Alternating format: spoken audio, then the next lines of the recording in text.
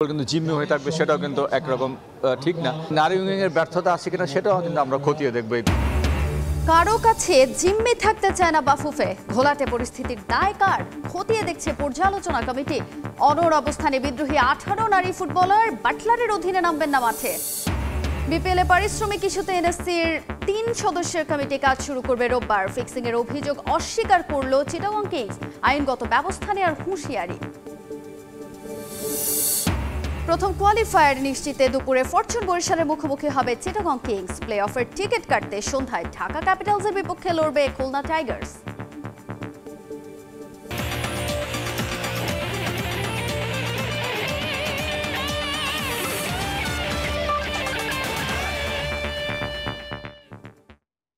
দেখছেন শিরোনাম, শুরুতে এই ফুটবলের খবর জানাবো। ফুটবল ফেডারেশন কারো কাছে জিম্মি হয়ে থাকতে চায় না, তবে নারী ফুটবলারদের নিয়ে এখনই কঠোর হতে চায় না বাফুফে। ফুটবলার ও কোচের মধ্যে কেন দূরত্ব তৈরি হয়েছে তা খুঁজে বের করতে চান তদন্ত কমিটির প্রধান ইমরুল হাসান। এদিকে সমস্যা সমাধানে নারী উইং এর কোনো গাফিলতি ছিল কিনা তাও খতিয়ে দেখবে বাফুফে। কোচ ও ফুটবলারদের দ্বন্দ্ব সমাধানে দুপক্ষের সঙ্গে বসে সমাধানের পথ বের করার প্রত্যাশা ফুটবল ফেডারেশনের। দেশের মানুষ যেভাবে হচ্ছে মেয়েদেরকে কটূক্তি করতেছে, এটা আসলে মেয়েদের জন্য হচ্ছে নেওয়াটা অসম্ভব। নারী ফুটবলারদের সঙ্গে কোচ পিটার বাটলারের দ্বন্দ্ব ছাড়িয়ে গেছে সব মাত্রা। কদিন ধরেই এই কোচের বিরুদ্ধে বিদ্রোহ করে যাচ্ছেন সাবজয়ী ফুটবলাররা। ইংলিশ কোচকে অপসারণ না করা হলে গণ অবসরের হুঁশিয়ারিও দিয়েছেন মাসুরা সাবিনারা। এরপর অবশ্য ঘুম ভাঙে ফেডারেশনের। জরুরি সভা ডেকে গঠন করা হয় 7 সদস্যের বিশেষ তদন্ত কমিটি। কি কারণে খেলোয়াড় এবং কোচের মধ্যে দূরত্ব তৈরি হয়েছে প্রথমে তা খুঁজে বের করতে চান তদন্ত কমিটির প্রধান ইমরুল হাসান। আমাদের মূল কাজটুকু থাকবে যে এই যে দূরত্ব তৈরি হয়েছে সেটা পিছনের কারণগুলো খুঁজে বের করা এবং এই সমস্ত ঘটনা যেন ভবিষ্যতে না ঘটে সে সমস্ত সুপারিশগুলো আমরা করব। গেল সাব চ্যাম্পিয়নশিপে নারী ফুটবলারদের সঙ্গে কোচের দ্বন্দ্ব আসে প্রকাশ্যে। তারপর থেকেই কোচকে নিয়ে নানা অভিযোগ করে আসছে ফুটবলাররা। যদিও সাফের শিরোপা পুনরুদ্ধারের পর ইংলিশ কোচের সঙ্গে চুক্তি নবায়ন করে ফেডারেশন।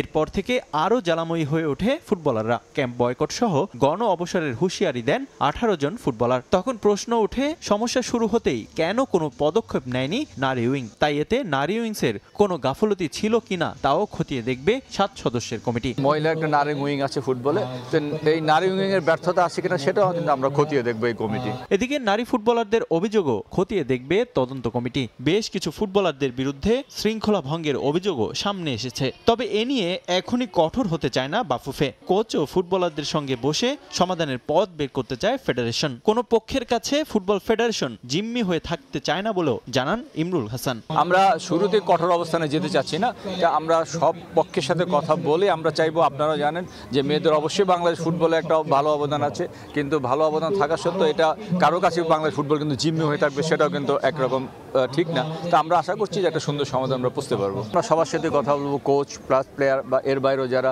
টিম ম্যানেজমেন্টে ছিল নেপাল সফরে এবং আশেপাশে যারা ছিল তাদের সবার সাথে আমরা মোটামুটি কথা বলবো। নারী ফুটবলারদের সমস্যা সমাধানে নির্দেশনা সহ খোঁজ খবর রাখছেন বাফুফে সভাপতি তাবিদ আউয়ালও। আগামী 7 দিনের মধ্যে তদন্ত কমিটির রিপোর্ট জমা দেওয়া নিয়ে আশাবাদী কমিটির প্রধান।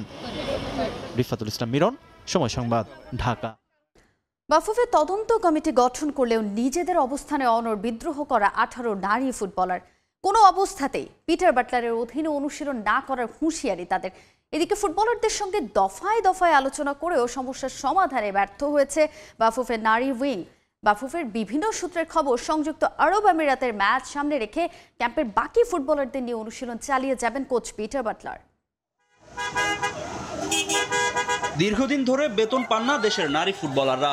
সাফ জয়ের পর যেখানে অন্য দলগুলো নিয়মিত খেলছিল ফিফা উইন্ডোর ম্যাচ, সেই সময়টা ছুটিতে কাটিয়েছিলেন সাবিনা কৃষ্ণারা। পাননি বাফুফে কর্তৃক ঘোষিত সাফ জয়ের বোনাসের টাকাও। তবে তা নিয়ে বিন্দু মাত্র ভ্রুক্ষেপ ছিল না সিনিয়র নারী ফুটবলারদের।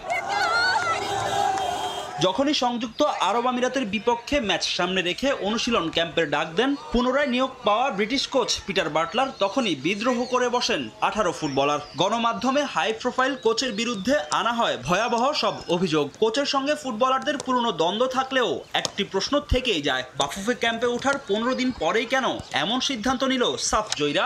তাহলে কি ফুটবলারদের ইন্ধন দিচ্ছেন তৃতীয় কোনো পক্ষ? তবে যাই হচ্ছে তা যে দেশের ফুটবলের জন্য মঙ্গলজনক নয় তা বলার অপেক্ষা রাখে না। প্রথম থেকেই এমন ঘটনার আঁচ করতে পেরে দফায় দফায় ফুটবলারদের সঙ্গে বসেছেন বাফুফের নারী উইংয়ের চেয়ারম্যান মাহফুজ আক্তার কিরণ। তবে সমস্যা সমাধানে ব্যর্থ হন তিনি। আমি মেয়েদের সাথে সেভারেল টাইম কথা বলছি, একজন করে কথা বলছি, তার কেউ বাকি নেই, সবার সাথে কথা বলা। আমি ওদেরকে বারবার একই কথা বলছি যে এমন কোনো সিদ্ধান্ত নিও না যেটা তোমাদের জন্য একটা বড় ধরনের ক্ষতির কারণ হয়। এই সমস্যার সমাধানে তদন্ত কমিটি গঠন করা হলেও বিভিন্ন সূত্রের খবর পিটার বাটলারে আস্থা রাখতে যাচ্ছে বাফুফে। তবে নিজেদের অবস্থানে এখনো অনড় নারী ফুটবলাররা। তাদের এক দফা দাবি, প্রয়োজন হলে ক্যাম্প ছাড়বেন, তারপরও বাটলারের অধীনে করবেন না অনুশীলন। আমরা পিটার বাটলারের অধীনে ট্রেনিং করবো, আর বাকি যেই করার না কেন আমরা ট্রেনিং করবো। যদি তা না হয় আমরা থাকবো না, সে থাকবে। আমরা আমাদের দাবিতে এক অনর, এক দাবি, তার অধীনে আমরা ট্রেনিং করবো না। এদিকে পিটার বাটলারের অধীনে অনুশীলন করতে আপত্তি নেই জাতীয় দলের ক্যাম্পে থাকা বাকি ফুটবলারদের। তদন্ত কমিটির সমস্যা সমাধানের আগ পর্যন্ত তাদের নিয়েই অনুশীলন চালিয়ে যাবেন পিটার বাটলার। ফাহিম ইসলাম, সময় সংবাদ, ঢাকা। সবশেষ সাফ চ্যাম্পিয়নশিপে শুরু দ্বন্দ্বের, এরপর সময়ের সাথে জল ঘোলা হয় আরও। পিটার বাটলারের চুক্তি নবায়নের পর সে দ্বন্দ্ব চূড়ান্ত রূপ নিল এবার। ব্রিটিশ কোচের অভিযোগ, বাইরের ষড়যন্ত্রে অস্থিতিশীল করা হচ্ছে ড্রেসিং রুম, কাঠগড়ায় তুলেছেন সাবেক কোচ ছোটনকে। যদিও ফুটবলারদের একযোগে চলা প্রতিবাদ প্রশ্ন তৈরি করেছে বাটলারের টিম সামলানো নিয়েও। দেশের ফুটবলে যতটুকু সাফল্য এসেছে তার সিংহভাগে এনে দিয়েছেন নারী ফুটবলাররা। ব্যাক টু ব্যাক সাফ জয়ের নজির গড়েছেন সাবিনা সানজিদারা। তবে হঠাৎ সেই সাজানো বাগান লণ্ডভণ্ড হওয়ার উপক্রম। দেশের ফুটবলে প্রথমবারের মতো কোচের পদত্যাগ দাবিতে একাট্টা নারী ফুটবলাররা হুমকি দিয়েছেন অবসরের। কিন্তু পিটার বাটলারের সঙ্গে কেন বিরোধ ফুটবলারদের? এর শুরুটাই বা কোথায় হয়েছিল? এর জন্য অবশ্য ফিরে যেতে হবে গেল বছরের অক্টোবরে কাঠমান্ডুতে সাফ চ্যাম্পিয়নশিপে। সে সময় মিডফিল্ডার মনিকা চাকমা দাবি করেছিলেন কোচ সিনিয়র খেলোয়াড়দের পছন্দ করেন না। তার অভিযোগ নিয়ে তোলপাড় শুরু হয় বাংলাদেশ দলে। একটা সময় মনে হয় গ্রুপ পর্বের গণ্ডি পার হতে পারবে না মেয়েরা, যদিও শেষ পর্যন্ত আসরের শিরোপা ঘরে তোলে বাংলাদেশ দল। মেয়েদের এমন অভিযোগের প্রেক্ষিতে বাইরের কারো ইন্ধন আছে বলে দাবি করেন পিটার বাটলার। কিন্তু সাফল্য এনে দেওয়ার পরও মেয়েরা মেনে নিতে পারেননি বাটলারকে। এই ইংলিশকে তারা কোচ হিসেবে চান না। কিন্তু বাফুফে সেটাকে গুরুত্ব না দিয়ে বাটলারের সঙ্গে 2 বছরের চুক্তি নবায়ন করে। নতুন চুক্তির পর কোচ কাজ শুরু করতে বাংলাদেশে আসার পরেই বেঁকে বসেন মেয়েরা। বাটলারের বিরুদ্ধে মানসিক হয়রানি, উৎপীড়ন সহ বিভিন্ন অভিযোগ তুলেছেন নারী দলের ফুটবলাররা। তাদের দাবি, কোচের আচরণ দলের মধ্যে মারাত্মক উদ্বেগের সৃষ্টির পাশাপাশি ক্যাম্পে বিষাক্ত পরিবেশ তৈরি করেছে, যাতে মানসিকভাবে ক্ষতিগ্রস্ত হচ্ছেন ফুটবলাররা। খেলোয়াড়ি জীবনে ওয়েস্ট হ্যামের হয়ে ইপিএল খেলেছেন পিটার বাটলার। আছে কোচিংয়ের দীর্ঘ অভিজ্ঞতা। এই ইংলিশের ফুটবল প্রজ্ঞা নিয়ে হয়তো প্রশ্ন তোলার সুযোগ নেই, কিন্তু একটা দলের অধিকাংশ খেলোয়াড় যখন আওয়াজ তুলেছেন তার বিরুদ্ধে, নিশ্চিতভাবেই অভিযোগগুলোর সত্যতা আছে। কালক্ষেপণ না করে ফুটবল ফেডারেশনের উচিত দ্রুতই এর সমাধান করা। সাজিদ মুস্তাহিদ, সময় সংবাদ। এবারে ক্রিকেটের খবর জানাবো। রোববারই কাজ শুরু করবেন বিপিএল ক্রিকেটারদের পারিশ্রমিক ইস্যুতে জাতীয় ক্রীড়া পরিষদে গঠিত 3 সদস্যের সত্যতা অনুসন্ধান কমিটি। 7 কর্মদিবস নয়, গুরুত্বের বিচারে যত দ্রুত সম্ভব রিপোর্ট জমা দেবেন তারা, যেখানে জিজ্ঞাসাবাদ করা হবে ক্রিকেটার, বিসিবি কর্তা আর ফ্র্যাঞ্চাইজির মালিকদেরও। সময় সংবাদে নিশ্চিত করেছেন দায়িত্বপ্রাপ্ত 3 সদস্য। বিষয়টি বোর্ডের জন্য কিছুটা বিব্রতকর বলেও বাস্তবতা মেনে নিয়ে সব ধরনের সহযোগিতার অঙ্গীকার বিসিবির। বিপিএল এর চলতি আসর যেন বিসিবির গলার কাটা। মাঠ ও মাঠের বাইরে নানা নেতিবাচক ইস্যুতে আগের আসরগুলোকে ছাড়িয়ে গেছে ফারুক আহমেদের বোর্ডের বিপিএল। অবস্থাটা এমন, বিসিবির বিষয়ে বিগত বছরগুলোতে কখনোই নাক না গলানো দেশের ক্রীড়াঙ্গনের অভিভাবক সংস্থা জাতীয় ক্রীড়া পরিষদও গঠন করতে বাধ্য হয়েছে 3 সদস্যের সত্যতা অনুসন্ধান কমিটি, যাদের রিপোর্ট দিতে বলা হয়েছে আগামী 7 কর্মদিবসের মধ্যে। তবে গুরুত্বের বিচারে এতটা সময় নিতে চান না দায়িত্বপ্রাপ্তরা। দেশের সম্মানের স্বার্থে সঠিক কারণ প্রকাশ তারা করতে চায় দ্রুততম সময়ের মধ্যে, যেখানে জিজ্ঞাসাবাদ করা হবে সব পক্ষকেই।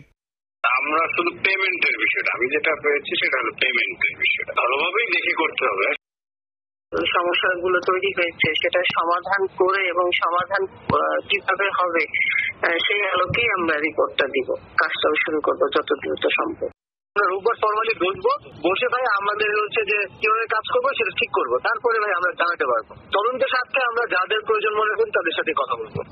পেমেন্ট ইস্যুর পাশাপাশি বিতর্ক ছড়াচ্ছে স্পট আর ম্যাচ ফিক্সিং ইস্যুও, যেখানে নাম এসেছে জাতীয় দলের সাবেক আর বর্তমান একাধিক ক্রিকেটারের। তবে আপাতত ক্রিকেটারদের পেমেন্ট ইস্যুতেই গুরুত্ব দিতে চায় সত্যতা অনুসন্ধান কমিটি। বাস্তবতা মেনে বিসিবিও সব ধরনের সহযোগিতা করতে চায় তাদের। ডেফিনেটলি এটা সবার জন্য বিব্রতকর, as a cricketer, as a এটা বিব্রতকর। ওনারা দেখতে যাবে, ওরা ফাইন্ড আউট করতে যাবে। একদিক দিয়ে তো ভালো হয়েছে যে we will if they can find out যে the problem. So next positive side হচ্ছে নেক্সট বিপিএলে আমরা এটাকে অ্যাড্রেস করতে পারবো, যে যাতে ভবিষ্যতে এরকম না হয়। চলতি বিপিএল এর ৯-৬ দিবালোকের মতোই সত্য।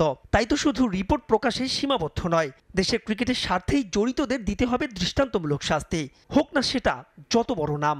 মাহবুব রিমন, সময় সংবাদ, ঢাকা। চিটাগং কিংসকে ঘিরে ষড়যন্ত্র চলছে। ফিক্সিংয়ের অভিযোগ ভিত্তিহীন, তথ্য প্রমাণ ছাড়া উদ্দেশ্য প্রণোদিতভাবে সংবাদ প্রচার করা হয়েছে। সামাজিক যোগাযোগ মাধ্যমে এমন দাবি করেছেন ফ্র্যাঞ্চাইজিটির স্বত্বাধিকারী সামির কাদের চৌধুরী এবং অধিনায়ক মোহাম্মদ মিঠুন। বলেন, আকসু থেকে কোনো বিষয়ে জানতে চাওয়া হয়নি। বিসিবির পরামর্শ নিয়ে আইনগত ব্যবস্থা নেওয়ার হুঁশিয়ারিও দেন তারা।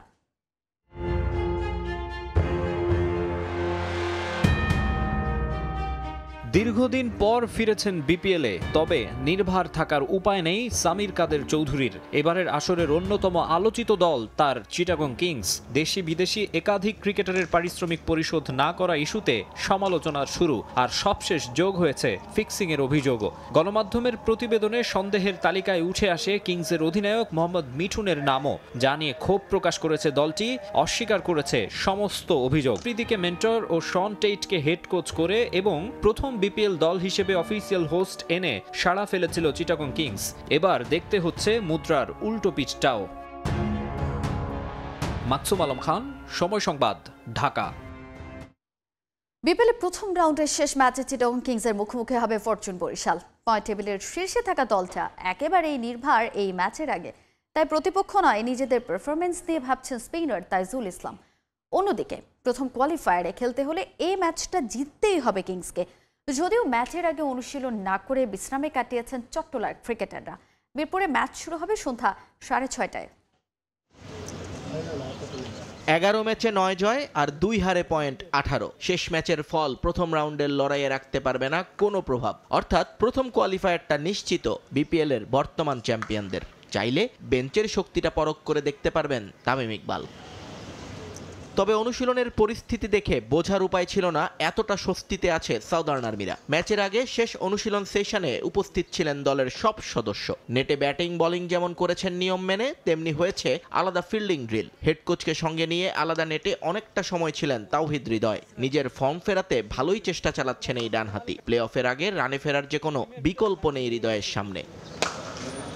অনুশীলনে মনোযোগী ছিলেন বোলাররাও। চিটাগংয়ের ব্যাটারদের পরীক্ষা নিতে তৈরি হচ্ছেন সবাই। পেসার স্পিনার দুই ডিপার্টমেন্টেই কিংসকে বিপাকে ফেলতে চান তারা। যদিও প্রেস কনফারেন্সে আসা তাইজুল নিশ্চিত নন নিজের খেলা নিয়ে। ব্যক্তিগত লক্ষ্য বাইরে রেখে দলীয় রেজাল্টটাকেই বড় করে দেখছেন এই বাঁহাতি। তাই তো নিজের চেয়েও এগিয়ে রাখলেন দুই জুনিয়র সতীর্থকে।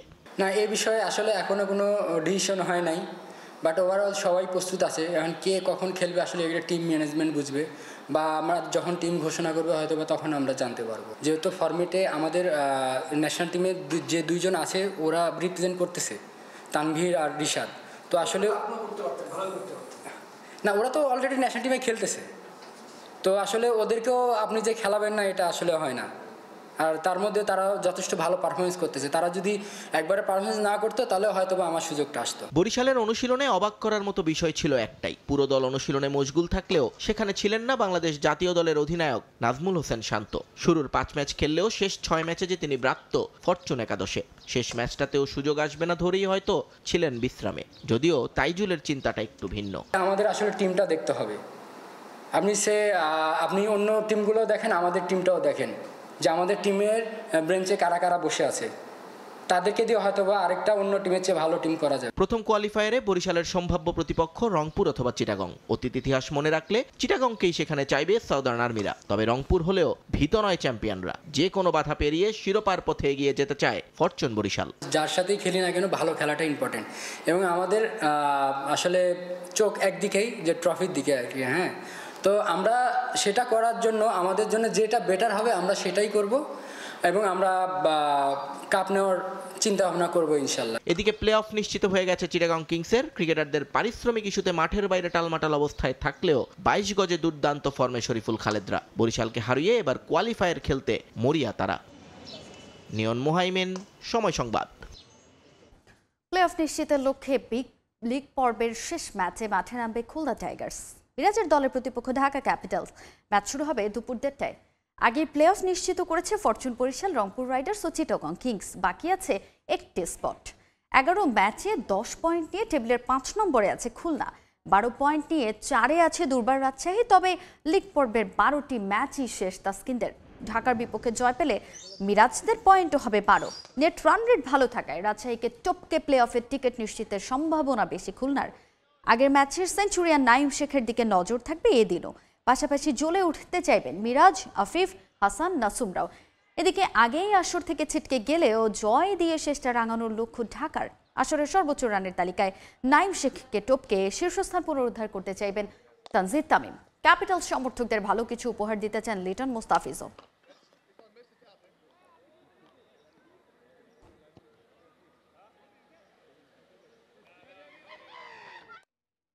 এবারে দেশের বাইরের ক্রিকেটের খবর। চমক দিয়ে চ্যাম্পিয়ন্স ট্রফির জন্য দল ঘোষণা করল পাকিস্তান। অভিজ্ঞ ও তারুণ্যের মিশেলে 15 সদস্যের ঘোষিত এই দলে অধিনায়কের দায়িত্ব পালন করবেন মোহাম্মদ রিজওয়ান।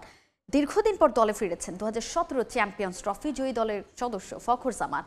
দলে আছেন বাবর আজম, ফাহিম আশরাফরা। আর অভিজ্ঞদের পাশাপাশি দলে জায়গা পেয়েছেন নতুন তাইব তাহির, কামরান গুলাম ও আবরার আহমেদরা। যদিও দল থেকে বাদ পড়েছেন সাইম আয়ুব।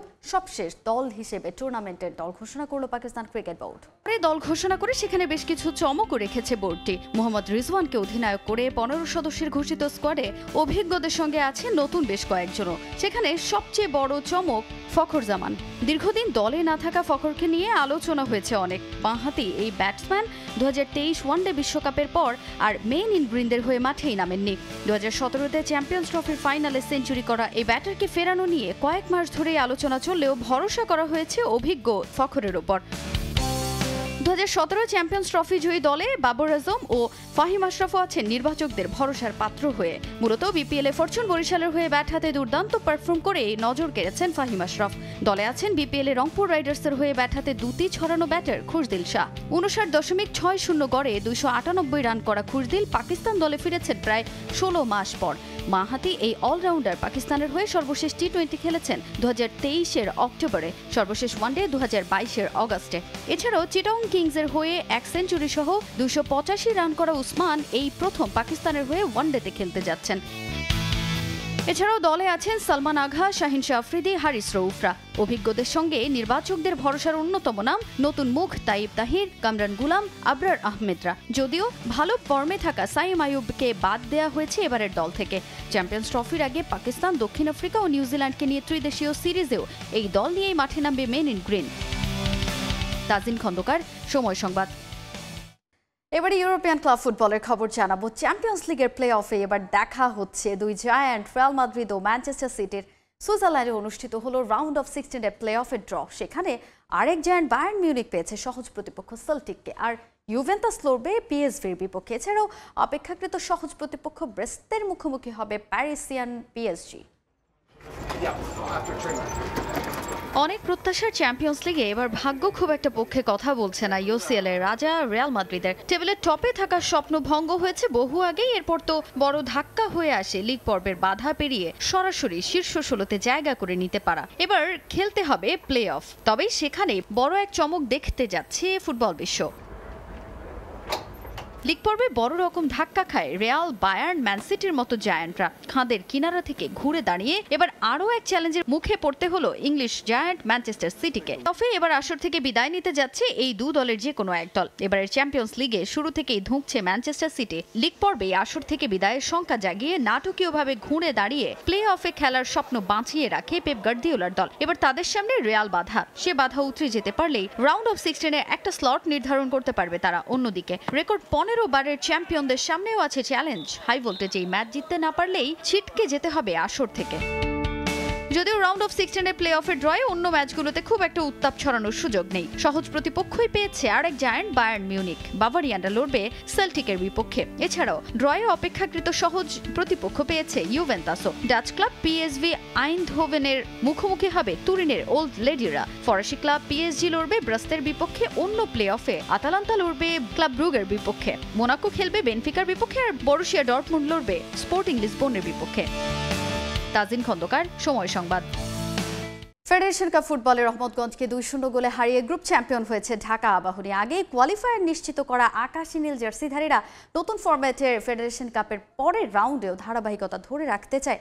এদিকে বি গ্রুপের আরেক ম্যাচে ফকিরেরপুল ইয়াং মেন্স ক্লাবকে 5-2 গোলে বিধ্বস্ত করেছে মোহামেডান। তবে জিতলেও গ্রুপ পর্ব থেকে এবারের মতো বিদায় নিশ্চিত হয়ে গেছে আলফাজের দলের। প্রিমিয়ার লিগে আগের সে দাপট নেই ঢাকা আবাহনীর। তবে ফেডারেশন কাপে এবার অপ্রতিরোধ্য আকাশী নীল জার্সিধারীরা। গ্রুপে 4 ম্যাচের 4 জয়ে চ্যাম্পিয়ন হয়ে নতুন ফরম্যাটের ফেডারেশন কাপের কোয়ালিফায়ার নিশ্চিত করে আবাহনী। কিংস অ্যারেনায় আনন্দটা তাই একটু বেশিই ছুঁয়ে যায় সমর্থকদের।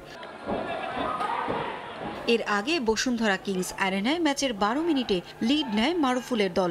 দেশীয়দের নিয়েই একের পর এক চমক দিয়ে যাচ্ছে এবার আবাহনী। এদিন শুরুতেই দলকে গোল উপহার দেন এনামুল। শাহরিয়ার ইমনের পাসে গোল করেন তিনি। এগিয়ে থেকেই বিরতিতে যায় ঢাকা আবাহনী।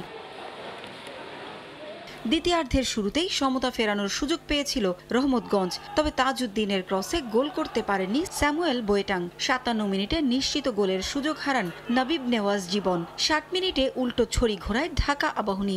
ইব্রাহিমের ক্রসে গোল করেন মোহাম্মদ হৃদয়। শেষটায় মাহাদি ইউসুফ গোল না মিস করলে ব্যবধান আরও বাড়ত তাদের। 4 ম্যাচে 4 জয়ে গ্রুপ সেরা হয়েই পরের রাউন্ড নিশ্চিত করেছে আকাশী নীল জার্সিধারীরা। এই গ্রুপের আরেক দল গেল আসরের রানার্স আপ মোহামেডান সমর্থকদের জন্য এবারের ফেডারেশন কাপ ছিল দুঃসহ।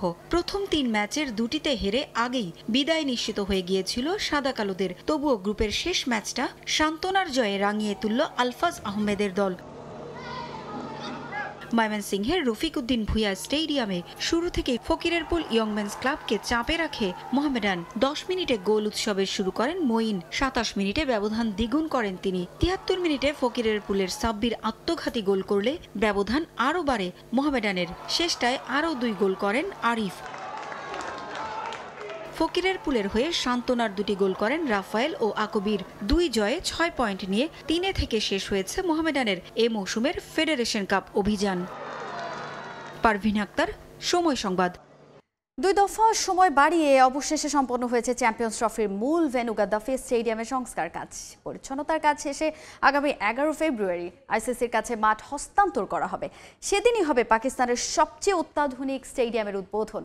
আর 22 ফেব্রুয়ারি চ্যাম্পিয়ন্স ট্রফির অস্ট্রেলিয়া ইংল্যান্ড ম্যাচ দিয়ে এই মাঠে আবারও ফিরবে খেলা। প্রস্তুত গ্যালারি গ্রাউন্ড দেখে মুগ্ধ হবেন যে কেউ। প্যাভিলিয়ন মূল অফিসটাও সাজানো হয়েছে অত্যাধুনিক রূপে। অথচ কদিন আগেও চিত্রটা ছিল ভিন্ন। গাদ্দাফি স্টেডিয়ামে চ্যাম্পিয়ন্স ট্রফি আয়োজনে অনেকেই জানিয়েছিল শঙ্কার কথা। ভারতীয় গণমাধ্যম টুর্নামেন্ট সরিয়ে নেয়ার কথাও জানায়। গেল অক্টোবরে শুরু হয় গাদ্দাফি স্টেডিয়ামের সংস্কার কাজ। প্রথমে 31 ডিসেম্বর কাজ শেষ করার ডেডলাইন দিয়েছিল আইসিসি। পরে 31 জানুয়ারি পর্যন্ত সময় বাড়িয়ে নেয় পাকিস্তান ক্রিকেট বোর্ড। তারপরও আরও 2 দিন সময় চেয়ে নিয়েছে পিসিবি। তবে 1 মাস আগেও মাঠের অবস্থা দেখে চক্ষু চরক গাছ হয়েছিল অনেকের। বিশ্ব মিডিয়াগুলোতে ঢালাও করে প্রকাশ করা হয়েছিল নির্ধারিত সময় মাঠ প্রস্তুত না হওয়ার শঙ্কার কথা। তবে 2 দফা সময় বাড়িয়ে অবশেষে কাজ সম্পন্ন করেছে পিসিবি। বর্তমানে পাকিস্তানের সবচেয়ে আধুনিক ভেন্যু গাদ্দাফি স্টেডিয়াম। এদিন মাঠ পরিদর্শন করেছেন পিসিবি চেয়ারম্যানও। সবকিছুই হয়েছে তার মনের মতো, যার পুরো কৃতিত্ব সংস্কার কাজে নিযুক্ত শ্রমিকদের দিলেন চেয়ারম্যান মহসিন নাকভি। পাকিস্তানের ইতিহাসে প্রথমবারের মতো আমরা সব আন্তর্জাতিক সুযোগ সুবিধা সম্পন্ন একটি স্টেডিয়াম তৈরি করেছি, যার সুবিধাগুলো ফ্যান এবং ক্রিকেটার সবাই উপভোগ করতে পারবেন। আমাদের কর্মীরা অক্লান্ত পরিশ্রম করে অসম্ভবকে সম্ভব করেছে। চ্যাম্পিয়ন্স ট্রফি আমাদের জন্য অনেক গৌরবের বিষয় এবং আমরা আমাদের দেশের সুনাম আরও বাড়ানোর জন্য এভাবেই কাজ করে যাব। কাজ শেষ হলেও মাঠ হস্তান্তর করা হবে 11 ফেব্রুয়ারি। গাদ্দাফি স্টেডিয়ামের উদ্বোধন করার কথা রয়েছে সেদিনই। মূলত পরিচ্ছন্নতার কাজের জন্যই 10 দিন সময় নিয়েছে পিসিবি। আমাদের চেয়ার বসানোর কাজ শেষ হয়েছে, জায়ান্ট স্ক্রিন ও ফ্লাড লাইটের কাজও শেষ, প্যাভিলিয়ন এবং অফিস বিল্ডিং পুরোপুরি প্রস্তুত। এখন আমরা পরিচ্ছন্নতার কাজ করছি। আইসিসি চ্যাম্পিয়ন্স ট্রফি আয়োজনের জন্য গাদ্দাফি স্টেডিয়াম সম্পূর্ণ প্রস্তুত। আগামী 19 ফেব্রুয়ারি থেকে পাকিস্তানে শুরু হবে আইসিসি চ্যাম্পিয়ন্স ট্রফি, আর 22 ফেব্রুয়ারি ইংল্যান্ড অস্ট্রেলিয়ার ম্যাচ দিয়ে আবারও খেলা ফিরবে গাদ্দাফি স্টেডিয়ামে। তামিম হোসেন, সময় সংবাদ। ভারতের অস্বীকৃতির পর এবার বাতিলই হয়ে গেল চ্যাম্পিয়ন্স ট্রফির ক্যাপ্টেন্স মিট আপ।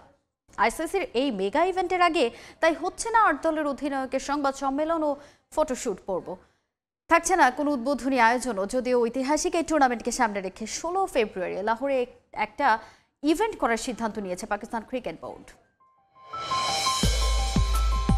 প্রায় প্রতিদিনই নানান কারণে আলোচনায় চ্যাম্পিয়ন্স ট্রফি। ভারত পাকিস্তান দ্বন্দ্বে এই টুর্নামেন্টের ভাগ্য পরিবর্তন হচ্ছে প্রতিনিয়ত।